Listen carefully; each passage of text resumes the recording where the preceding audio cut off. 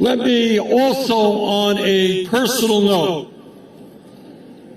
take this opportunity to thank the many people across this nation who, in my time of illness, sent me and my family their prayers and well wishes and their love.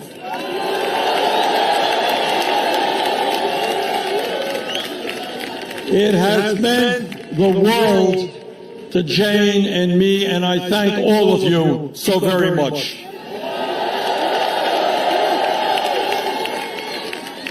And along with the great medical care that I received, I am happy to report to you that I am more than ready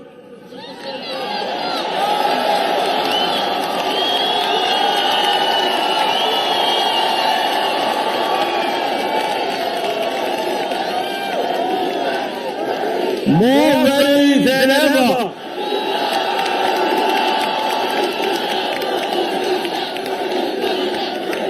to carry on with you the epic struggle that we face today. I am more than ready to assume the office of President of the United States.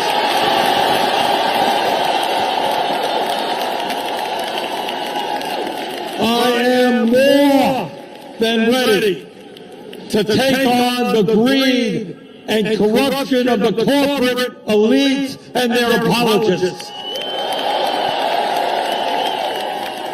I am more ready than ever to help create a government based on the principles of justice, economic justice, racial justice, social justice, and environmental justice.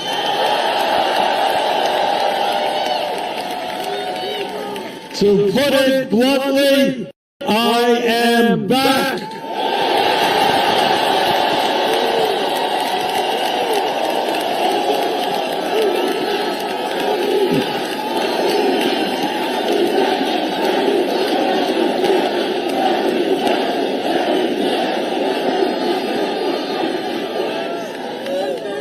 There is no question that I and my family have faced adversity over these last couple of weeks.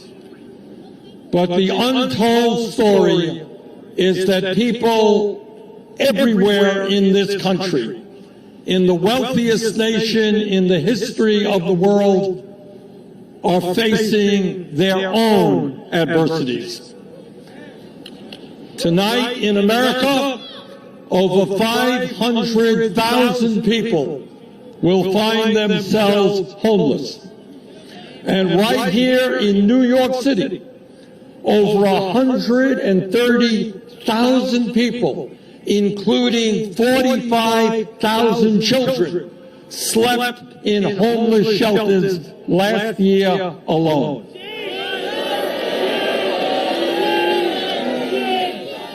Today in America, half of our population, 50% of our people, the working class of this country, is living paycheck to paycheck, struggling to pay their rents, their mortgages, their light bill, or fix their car. Dealing with the incredible stress of struggling to just stay alive and feed their families. That is adversity. Today in America, 87 million of our people are uninsured or underinsured, unable to go to the doctor when they get sick, because the United States maintains the most dysfunctional and cruel healthcare system in the world. That is adversity. Today in America, in a country that once led the world in terms of the quality of our educational system, millions of working class families are desperately searching for affordable child care. Hundreds of thousands of bright young people are unable to fulfill their dreams because their families cannot afford the outrageous cost of higher education, and tens of millions struggle with the oppressive burden of student debt. Today in America, millions of senior citizens are unable to afford the prescription drugs they desperately need because our government has allowed the crooks in the pharmaceutical industry to engage in price fixing and political bribery, while at the same time Trump and the Republicans are desirous of cutting Medicare, Medicaid, and Social Security for our seniors. But in the midst, as all of you know, of all of this suffering, there is another reality which is taking place in this country. And that is that while the working families of America have seen virtually no increase in their inflation accounted for income over the last 45 years, the top 1% now have more income and wealth than they have ever had before in the history of this country. And brothers and sisters, Congress may not talk about it, the media may not talk about it, but not only will we talk about income and wealth inequality, we are going to do something about it.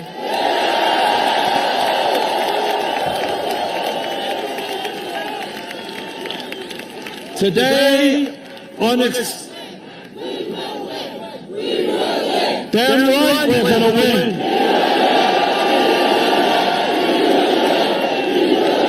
And we are going to win because the American people want fundamental changes in our national priorities. They are tired of the 1% getting richer while they are struggling to put food on the table. That's why we're going to win. Today, unbelievably, while we have the highest rate of childhood poverty of almost any major country on earth, 25 hedge fund managers make twice as much money as all of the kindergarten teachers in America.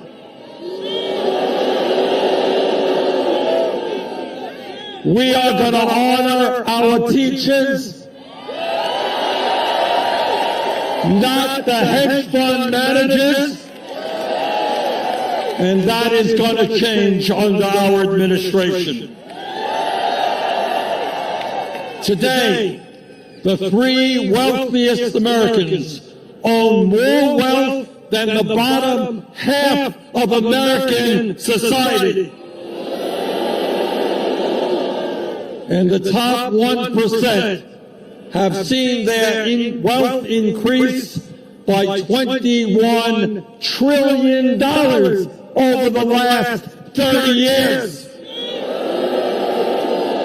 And today we say to Wall Street and the billionaire class,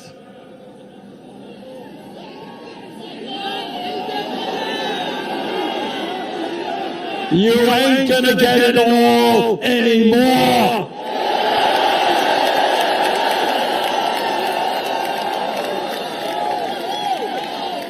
Today,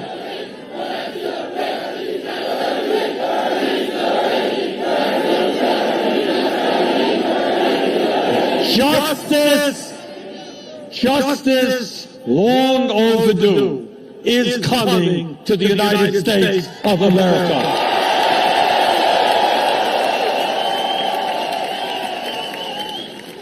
But it's not just wealth, it's income. Today, while so many people in New York State and in Vermont and all across this country are working 2 or 3 jobs to put food on the table, 49% of all new income goes to the top 1%.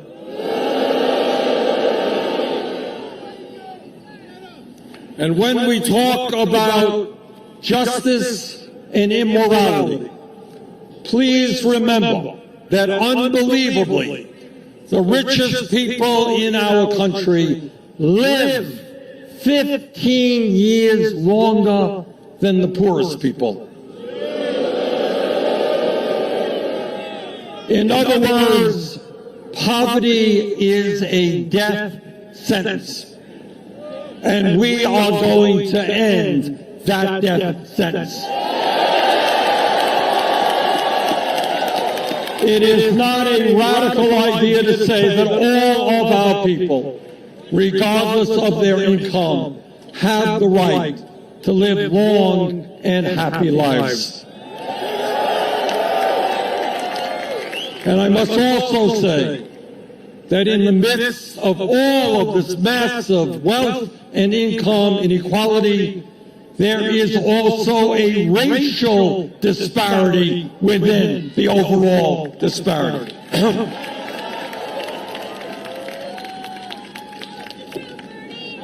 Today, the average white family owns more than 10 times the wealth of the average black family.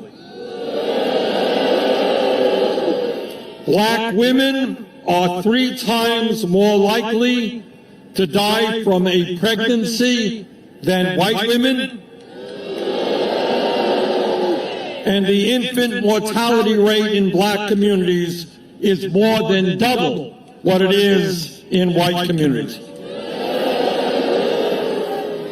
Meanwhile, as a result of a broken and racist criminal justice system, black men are sentenced to 19% more jail time for committing the exact same crime as white men. And African Americans are jailed at more than 5 times the rate of whites.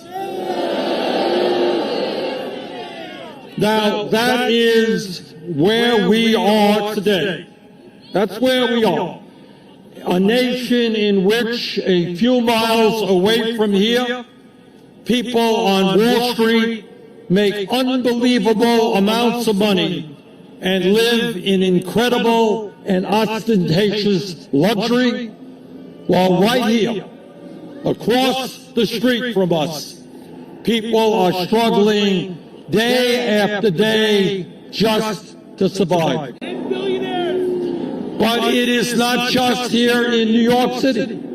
It is also in West Virginia and Kentucky and Alabama and Mississippi and other states where people continue to work for starvation wages and are worried to death about the future their children face. And that is why we say today that in America, anyone who works 40 hours a week will not live in poverty. We're going to raise that minimum wage to a living wage, at least $15 an hour.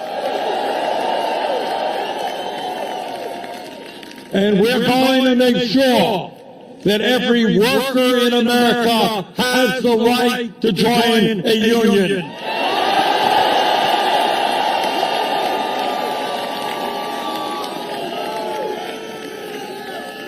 It is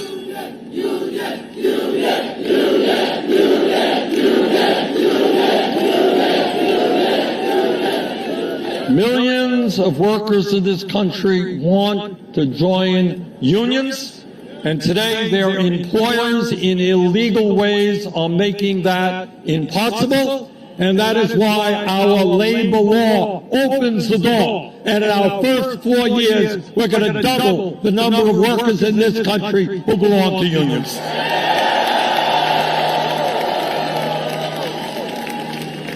Now, brothers and sisters, it is clear to me, and what our campaign is all about, is that the enormous problems facing our country cannot be solved by the same old approach to politics. The time is now to tell the corporate elite of this country that enough is enough, and we will no longer accept their greed and their corruption and their attacks against the working families of America.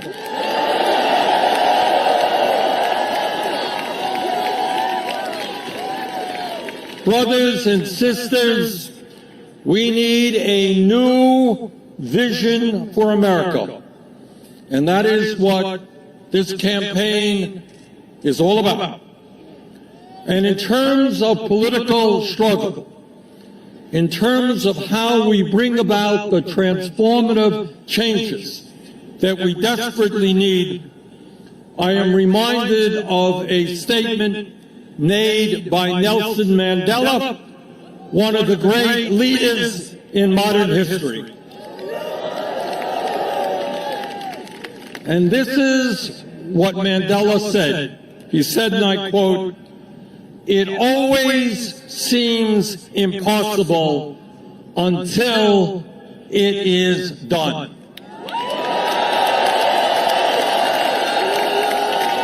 Do you all understand what that means?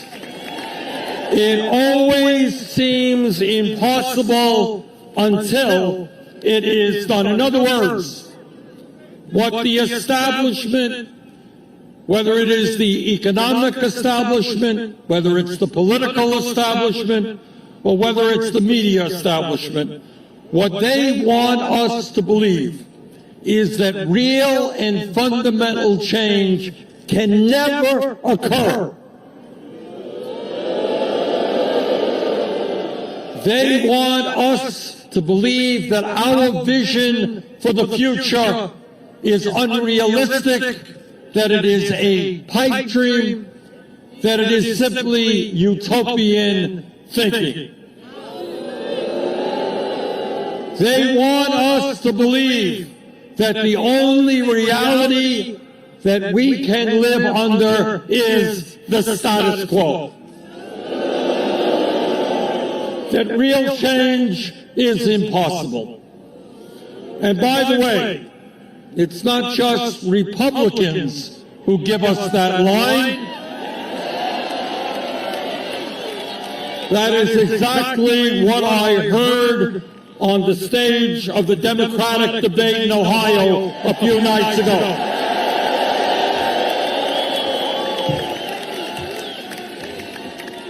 So let me respectfully disagree.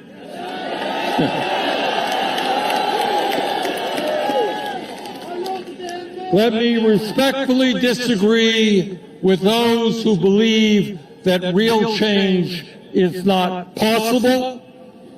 And let me tell you exactly the kind of America we are going to fight for when we are in the White House.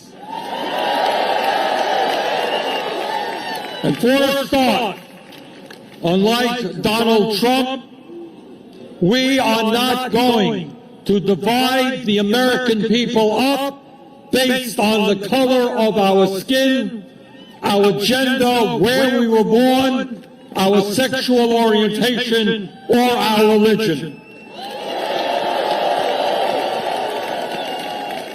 In fact, we are going to do exactly the opposite. We're going to bring our people together. We're going to bring our people together, black and white and Latino, Asian American and Native American. We're going to bring our people together, whether they are gay or straight, male or female, young or old.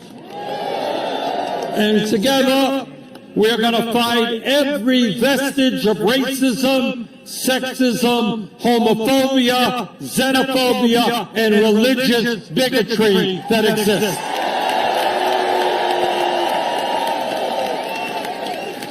Our administration is the administration that will take America forward in ending all forms of discrimination.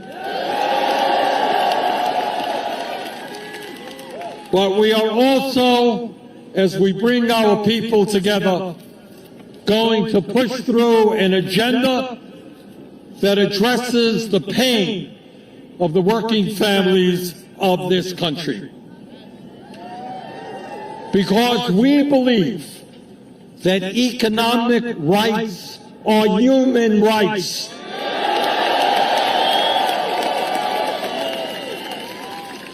We believe that education is a human right which enriches us all and enables us to get the good-paying jobs we need in a competitive global economy. And that is why we will implement policy that provides for universal, affordable child care. Every working family has the right to know that their kids are in high-quality child care and are getting the emotional and intellectual nourishment they need in order to grow. And we're going to rebuild public education in this country that gives our teachers the respect and the compensation that they deserve. And I want to thank teachers all over this country that have literally taken money out of their own pockets in order to buy the school supplies their kids need. We believe in education. We believe in our teachers. And under our administration, we're going to have the best public education system in the world. And because we believe in equality, we are going to make our public colleges and universities tuition free. We're going to adequately fund our HBCUs. And by the way, we're going to cancel all student debt in America.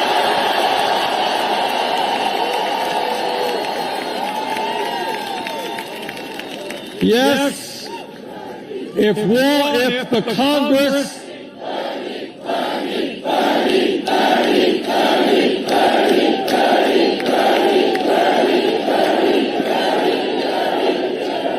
If Congress 11 years ago, against my vote, could bail out the crooks on Wall Street and provide them with trillions of dollars of zero-interest loans,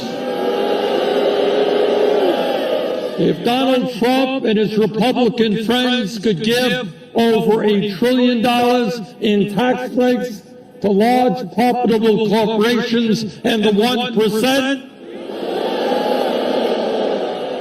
if we can spend $750 billion a year on the military, you know what? We can cancel all student debt in America.